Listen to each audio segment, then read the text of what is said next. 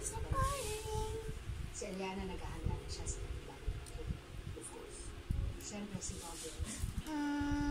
Mukhang matatagalan bago makalimutan ang sa kanya. Tulad ng alam ng lahat. Nangyari din sa ating lahat. Ang nangyari. Pero nalagpasan din natin. Kaya maikli at mahirap ang buhay. Pero marami pa rin dahilan sa maging masaya. Daughter? Daughter! Potato there. Puntahan ka pa?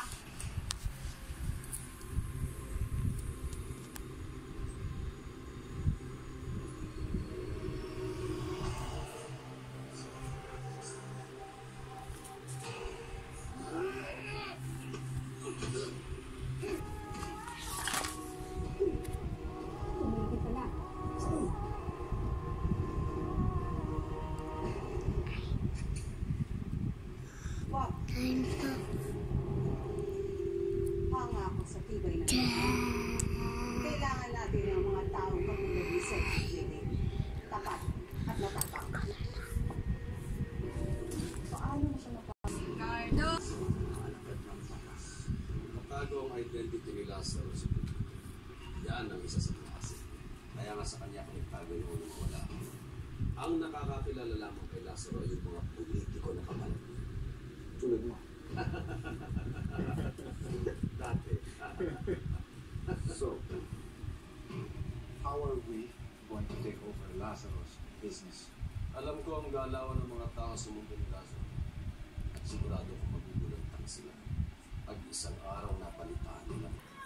2 minutes later. Dito kayo sa TV, mabuti yung mga ginagawa niyo para katulong sa maraming tao. Kahit dito, kayo pinag-uusapan, baka naman kayo ng mga tao dito. Sinasabi nila kung gaano kayo nakayos sa mga tao, kung gaano kayo kaganda makitungo. Isinado, ako naman. Hindi natutulog lang naman yung TV. Saan mag-guess lang tayo? Tara na, ako muna ako. Sige na nga. Ngayon na si Eliana ng barangay. Pasa kayo sa akin, tutulong ako. Makita na. May kailangan. Ayos na galing mo. Oo nga pala, sige, akit ako na ako ha.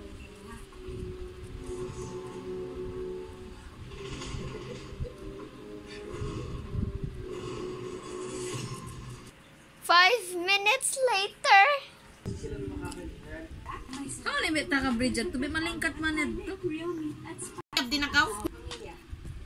Ang nga pala, si Eliana, ang ating barangay captain dito. Kaya kung ano kailangan ninyo, kung meron yung gustong sabihin o kung mahihiyan mo na sa akin, okay lang ito. Hindi ka na lang sa page ko. Sige po. Sige po.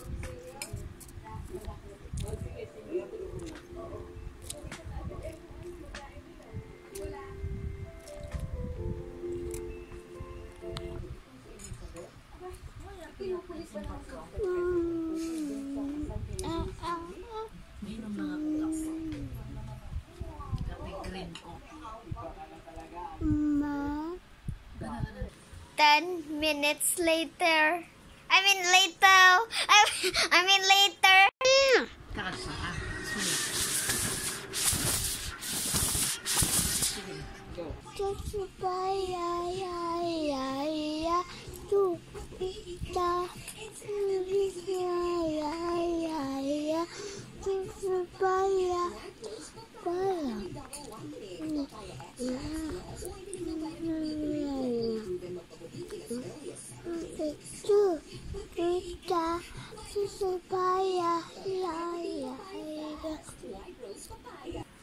Three years later.